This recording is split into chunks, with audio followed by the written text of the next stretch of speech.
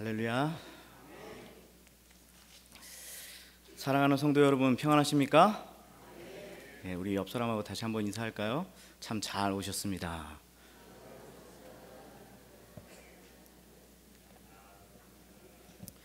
미리 한 가지만 말씀드리고 말씀 전하겠습니다.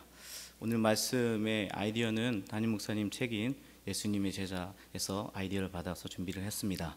제가 분명히 밝혔습니다. 네, 그리고 말씀 전하겠습니다. 이제 무더운 여름도 지나가고 시원한 바람이 솔솔 불어오는 9월이 성큼 다가왔습니다. 이번 달 주제가 무엇입니까? 잘 알고 계시네요. 의탁입니다. 제가 오늘 의탁을 몸소 실천하고 있습니다. 요즘에 제가 장염에 걸려가지고 식사를 제대로 못합니다. 먹으면 다 나가기 때문에 또 수분이 잘 빠져서 이게 이렇게 서 있는 게 조금 힘듭니다. 근데 하나님께서 저에게 의탁이라는 말씀을 준비하면서 너 먼저 한번 의탁해봐라 그러시는 것 같아요. 그래서 제가 이렇게 좀 몸이 좀 안 좋지만 말씀을 전할 때 이런 컨디션이 문제가 아니라 내가 하나님께 의탁하고 하나님께 맡기고 이 자리에 섰습니다. 의탁이라는 말을 사전에서 찾아봤습니다. 이 의탁이라는 말은 사전적 의미는 몸이나 마음 따위를 어떤 것에 의지하여 맡김이라는 뜻입니다. 쉽게 말하면 나 자신을 어떤 것에 맡긴다는 것입니다. 나 자신을 어떤 사람에게 맡긴다는 뜻입니다. 반대로 무의탁이라고 하면 어떤 곳에도 부탁하거나 맡길 곳이 없는 상황을 이야기합니다. 그런데 제가 이 의탁을 영어 사전에서 찾아보니까 놀랍게도 영어로는 의탁을 trust, 믿음, 신뢰라고 번역하고 있습니다. 개인적으로 잘못 번역한 게 아닌가 하는 의아심이 있었습니다. 내가 어떤 사람에게나 어떤 것에 내가 내어드림, 맡김이 어떻게 믿음과 신뢰랑 같다는 말인가? 그런데 오늘 말씀을 간단히 요약하면 예수님을 태운 배가 폭풍을 만났습니다. 제자들은 예수님이 곁에 계셨지만 두려워 떨고 있습니다. 그리고 제자들은 예수님으로부터 믿음 없음에 대해 핀잔을 듣습니다. 그리고 40절에 예수님께서 제자들에게 어찌하여 이렇게 무서워하느냐, 너희가 어찌 믿음이 없느냐라고 말씀하십니다. 제자들은 모든 삶을 주님께 의탁했습니다. 그리고 모든 역사의 주관자이신 예수님과 현재 같은 배에 타고 있습니다. 그런데 그들은 바로 옆에 주님이 계심을 우리가 알고 있음에도 불구하고, 그 제자들이 알고 있음에도 불구하고 주님을 신뢰하지 못하니까, 믿음이 없으니까 두려움이 임했다는 것입니다. 여기서 살펴볼 수 있는 것은 의탁이라고 함은 믿음과 신뢰를 기본 바탕으로 깔고 있다는 것입니다. 그리고 전적으로 의탁하지 못하는 것은 현실을 바라보는 두려움이라는 사실 또한 알 수 있습니다. 의탁은 신뢰와 두려움이라는 고리로 연결되어 있습니다. 오늘 저는 의탁, 그리고 신뢰, 그리고 두려움의 상관관계의 관점을 통해서 오늘 말씀을 살펴보고자 합니다. 다시 정의를 내려보면 하나님께 우리의 삶을 의탁한다는 의미는 전적으로 그분을 의지하고 그분께 우리의 삶을 드린다는 신뢰의 행위를 말합니다. 여러분 양다리가 뭔지 아십니까? 저는 양다리를 해본 적이 없어서 잘 모르는데요.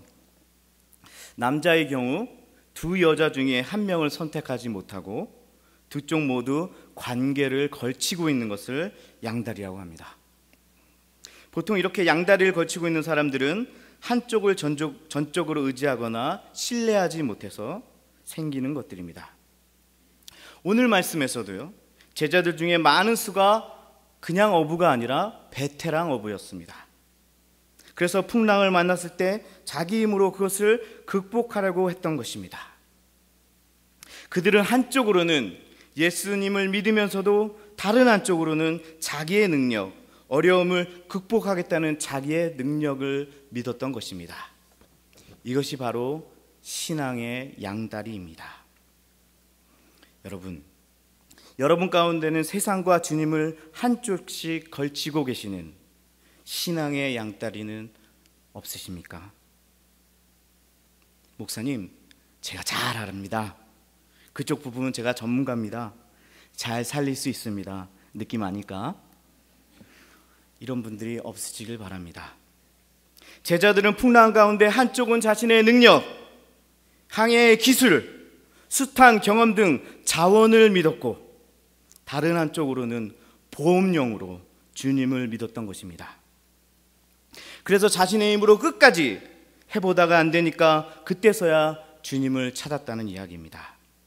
하지만 우리가 주님께 의탁한다는 것은 내가 해볼 거 다 해보고 마지막으로 주님을 찾는 것이 아니라 어려움 가운데 주님을 가장 먼저 찾는 것을 의미합니다.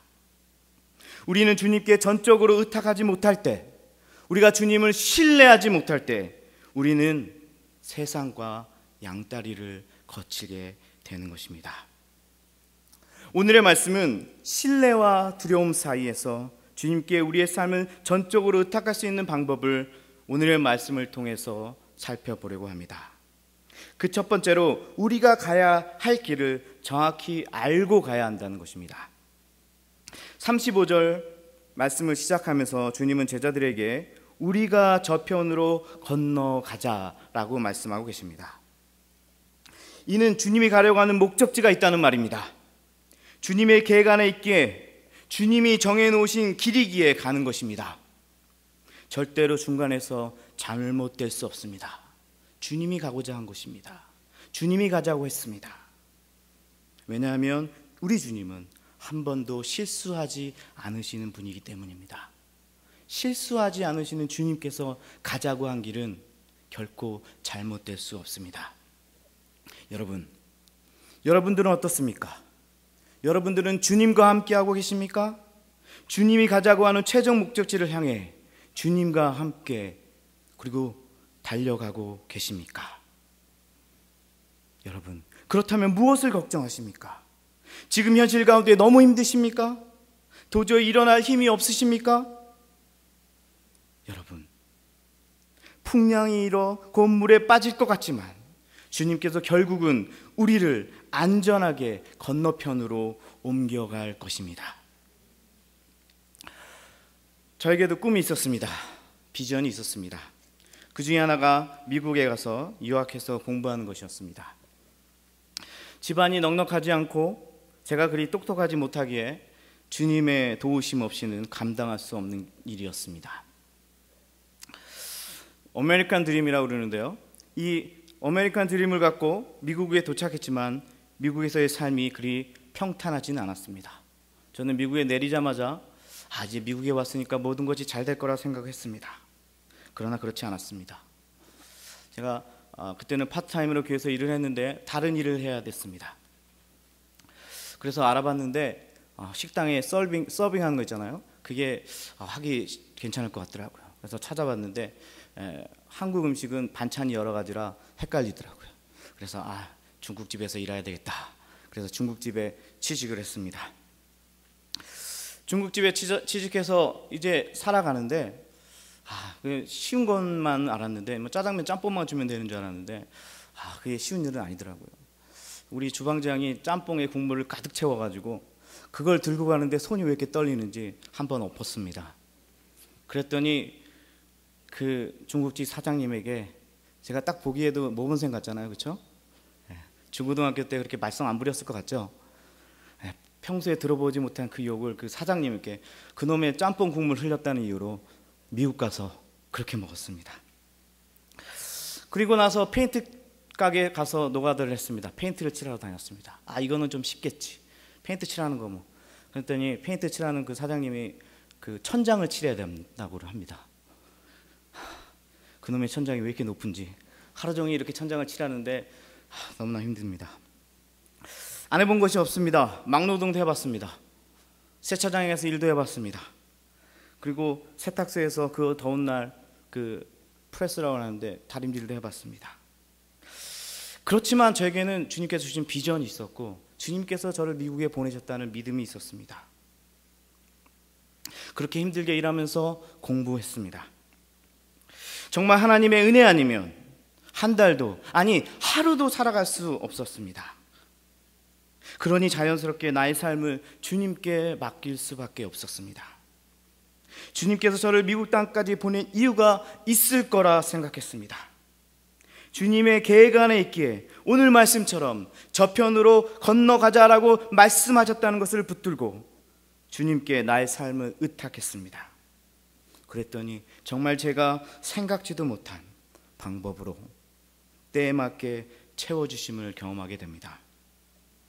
이런 하나님의 채워주심을 경험하다 보니까 믿음이라는 게 생기기 시작합니다. 하나님께서 나의 힘들고 어려울 때마다 채워주심으로 인해서 내가 생기는 게 있었는데 그것이 바로 믿음이라는 것이었습니다. 이번 문제도 내게 너무나 극복하기 어렵지만, 나에게 이 큰 문제가 나를 가로막고 있지만 믿음으로 기도만 하면 지금까지 주님께서 나에게 베풀어 주신 은혜대로 이번도 극복할 수 있겠지 하는 마음이 생깁니다. 그리고 그 믿음이 생겨납니다. 아파트 월세가 없어서 쩔쩔매는데 그것이 채워집니다. 도저히 헤쳐나갈 수 없는 상황이라고 생각했는데 나중에 돌아보니까 정말 상상할 수 없는 정도로 주님께서 그 일들을 해결해 주십니다. 한 번은 아파트를 옮겨야 했습니다.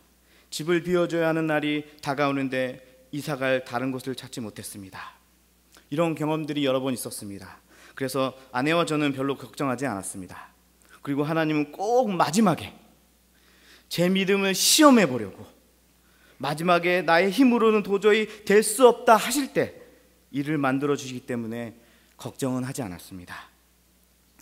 하지만 한 번은 정말 오늘 아침에 집을 비워줘야 하는데 이사갈 곳이 없었습니다.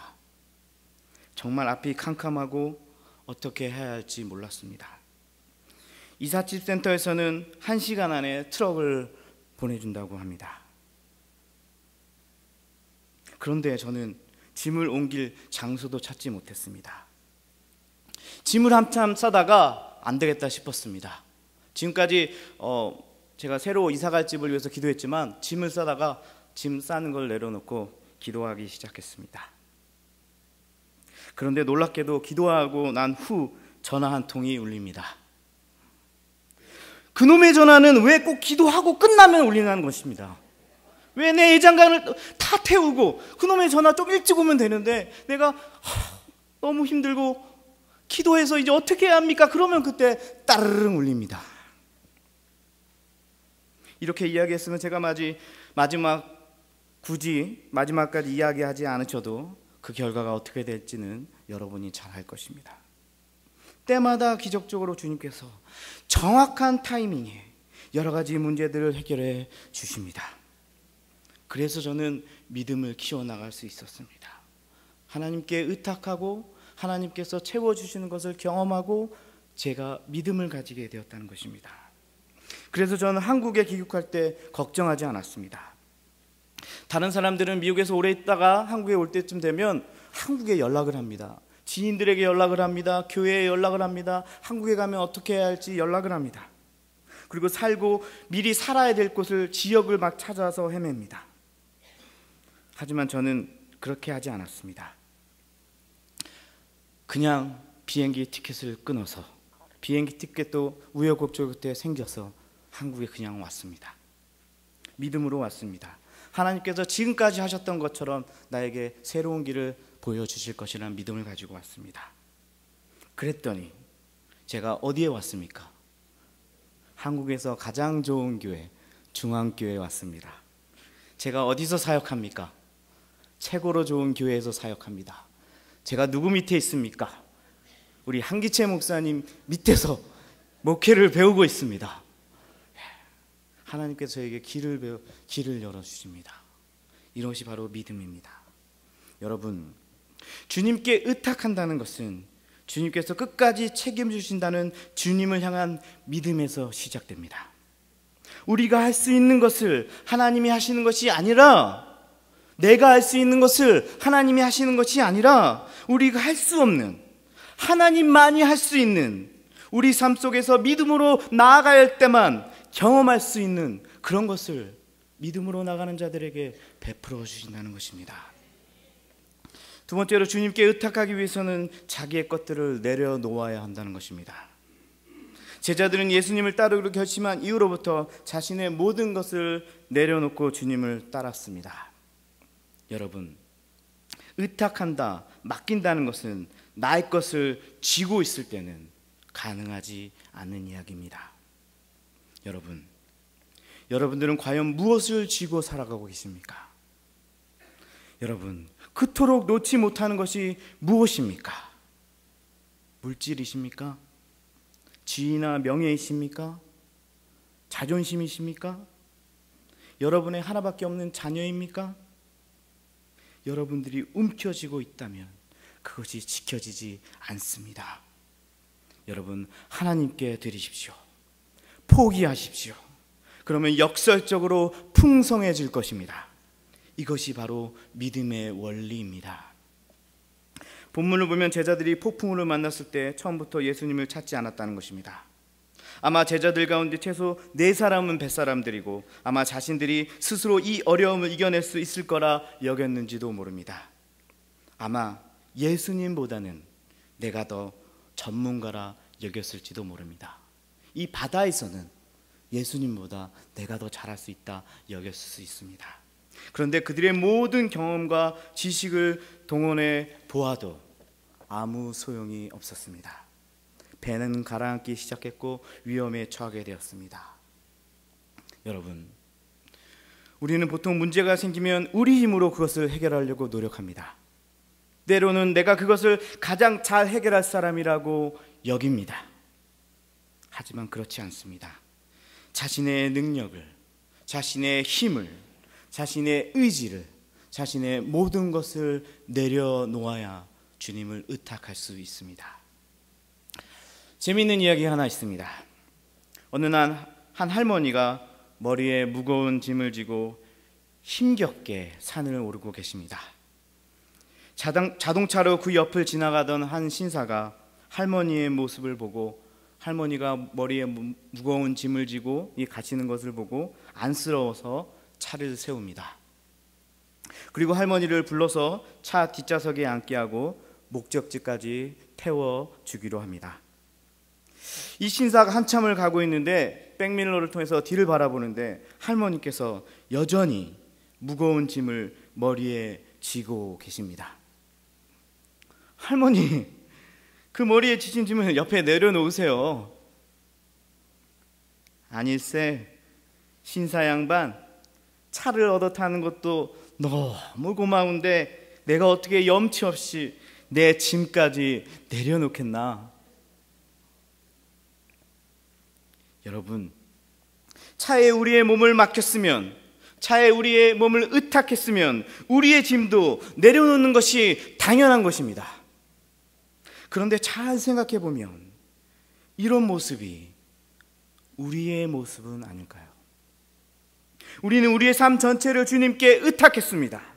그런데 여전히 우리의 걱정, 우리의 근심, 우리의 불안한 짐을 여전히 지고 계시지는 않습니까? 여러분, 내려놓으십시오. 여러분, 옆 좌석이 비어 있습니다. 그 짐 내려놓으십시오. 여러분들의 걱정이 무엇입니까? 주님 앞에 내려놓으십시오. 여러분의 두려움이 무엇입니까? 그 두려움까지 주님 앞에 내려놓으십시오. 수고하고 무거운 짐진 자들아 다 내게로 오라. 내가 너희를 쉬게 하리라. 우리 주님께서 지금도 여러분에게 말씀하고 계십니다. 주님을 의지하고 우리의 모든 것을 주님 앞에 내려놓는 것이 바로 믿음입니다. 맡기지 않으면 안식이 없습니다. 의탁하지 않으면 성장도 없습니다. 내려놓지 않으면 믿음도 없습니다. 우리 주님은 우리의 모든 짐들을 그분의 손에 올려드리기를 원하십니다. 여러분, 할머니처럼 언제까지 그 무거운 짐을 메고 계실 것입니까? 여러분들이 내려놓지 못하는 것이 무엇입니까? 돈입니까?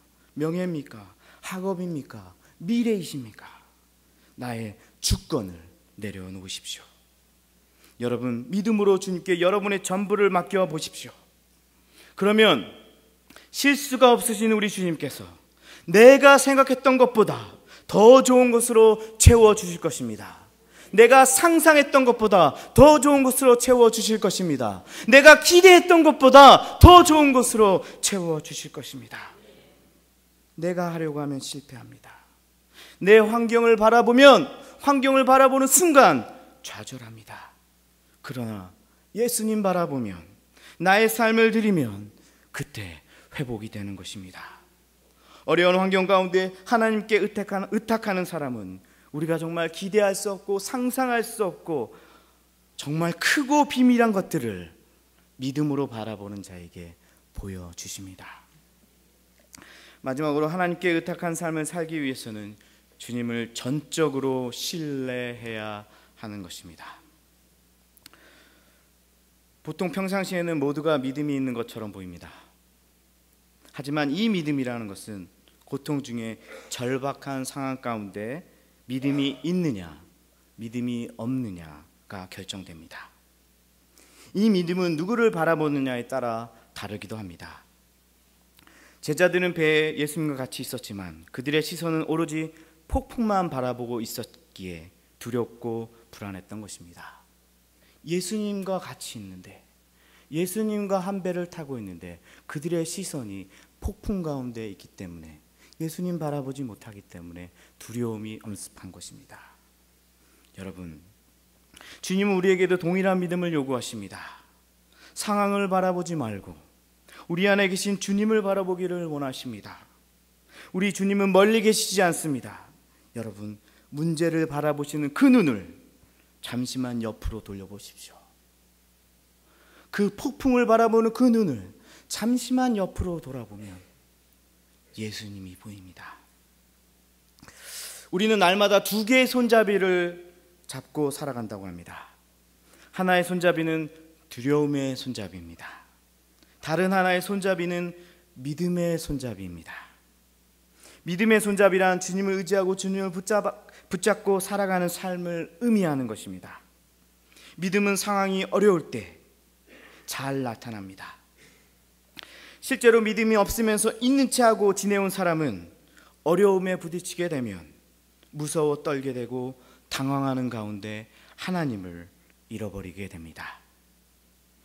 여러분, 선택은 여러분에게 달려 있습니다.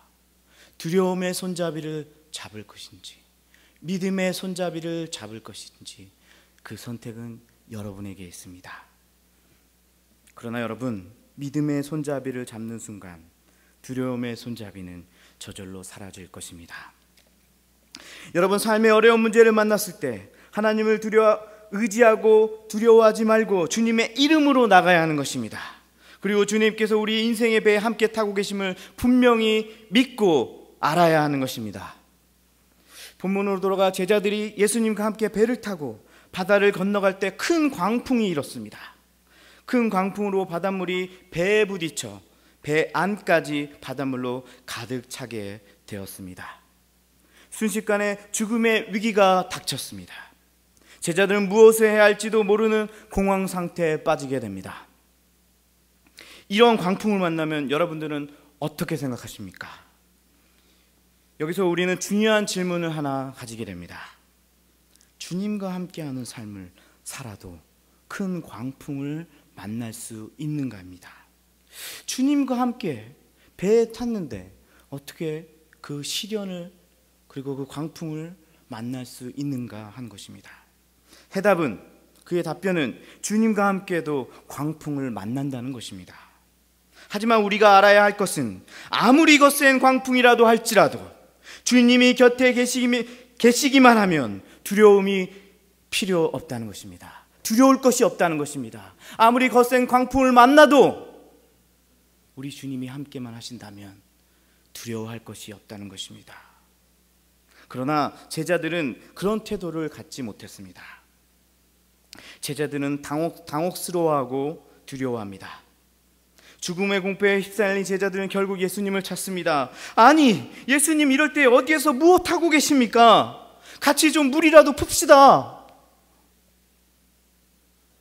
그러나 예수님은 태연하게 주무시고 계십니다. 제자들은 폭풍우와 사투를 벌이는 와중에 아랑곳하지 않으시고 주무시는 예수님의 모습이 제자들이 볼 때 원망스럽습니다. 주님 좀 뭐 하시는 거지? 손 한 손이라도 더 필요한데 이러다 다 죽게 됐는데. 그러면서 이야기합니다. 주여, 주여, 우리가 죽게 됐나이다. 풍랑을 만났을 때 제일 먼저 해야 할 일은 믿음으로 주님을 찾는 것입니다. 하지만 제자들은 인간적인 방법을 동원해 실패를 맛본 후에 예수님을 찾았습니다. 그리고 그 실패를 주님께 돌리고 원망하고 있는 것입니다. 주님, 뭐 하시고 계십니까? 우리가 죽게 되었습니다. 이거는 원망의 투입니다. 여러분, 우리도 인생의 광풍을 만났을 때 마치 예수님이 곁에 계시지 않는 것처럼 우리가 행동할 때가 있습니다. 그래서 이리저리 뛰어다니기 바쁩니다. 우리 주님이 바로 옆에 계시는데도 불구하고 그 인생의 광풍만 바라보고 이리저리 헤매고 다니는 것입니다. 여러분 어떻습니까? 우리는 보통 무슨 문제가 생기면 우리의 힘으로 그것을 해결하려고 노력합니다. 때로는 내가 그것을 가장 잘 해결할 거라 믿습니다. 하지만 그렇지 않습니다. 여러분 가운데 문제가 있다면 그 즉시 주님께 아뢰어야 하는 것입니다. 여러분 스스로 해결할 수 있다면 우리 주님은 더 이상 필요가 없습니다. 여러분이 혼자 할 수 있다면 우리 주님이 뭐가 필요하겠습니까?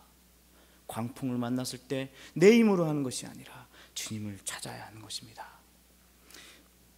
이렇듯 예수님과 함께 있고 올바른 방향으로 가고 있는데도 폭풍이 닥쳐올 수 있습니다. 인생의 폭풍은 질병이나 파산, 또한 실직, 사고, 사랑하는 사람들의 별세, 이런 것들이 갑작스럽게 우리에게 다가올 수 있습니다.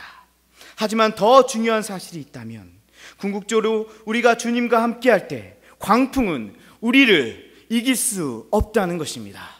다시 말씀드립니다. 궁극적으로 우리가 주님과 함께 할 때 아무리 큰 광풍이라고 할지라도 그 광풍은 우리를 이기지 못합니다.